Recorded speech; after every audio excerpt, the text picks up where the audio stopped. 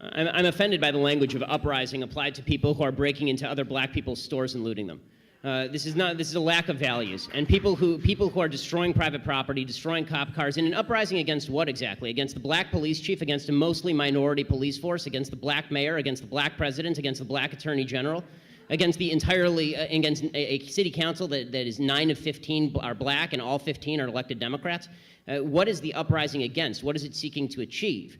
I still don't see what exactly the riots are seeking to achieve. Bottom line is, this is all... It all could be boiled down to just act like a mensch. Act like a human being.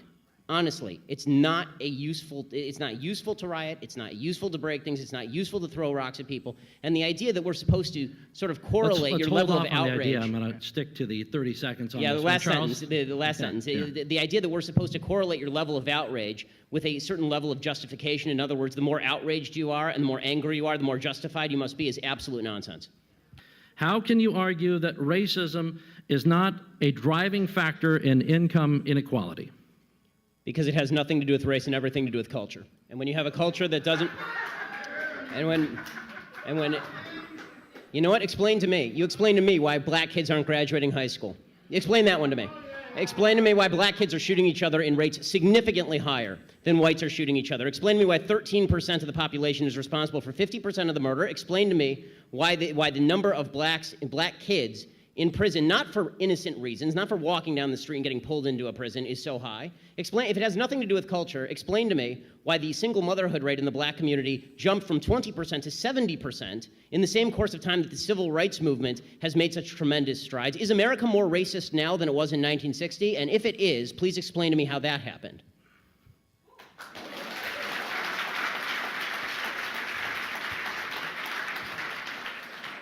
Anybody can jump in. It's an open mic there.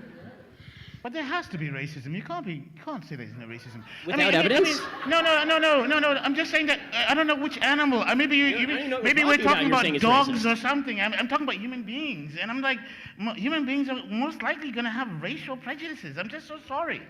I'm just so sorry. I don't know. I come from planet Earth. Charles, I want to ask you a question. So your default is that when there is no evidence, racism is the deciding factor. That is no, I was not saying that.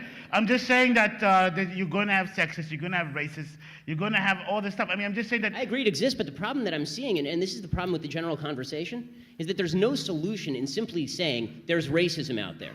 How does that solve anything? I mean, when you talk about there's institutional racism, what does that mean? Show me a law that is racist in intent, and we will agree. Show me a police officer who commits a racist act like we saw in South Carolina, right, where a police officer shot a black man running away and it was obviously unjustified, and I will agree.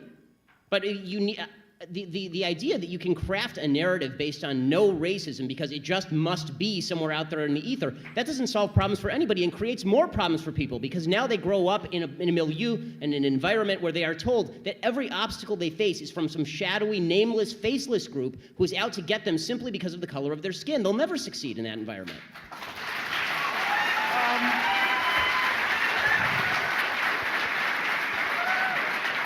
On the Black Lives Matter idea, I want to find the people. I want to find the people alongside you who think Black lives don't matter. I'm still looking for those people. Really, I mean, like the implication is, of course, that for a bunch of people out there, for some reason, they're fine with black people getting shot in the street for no reason. Hands up, don't shoot was based on a lie. That's problematic. The idea that there is a huge number of black young men who are being shot for no reason by police officers is not statistically true. It's just not statistically true. The fact is that according to statistical studies at John Jay College, if you're a white man in a similar confrontation with police, you have a better chance of being shot by police than if you are a young black man. More white men are shot by the police every year in the country than young black men are shot by police in the country.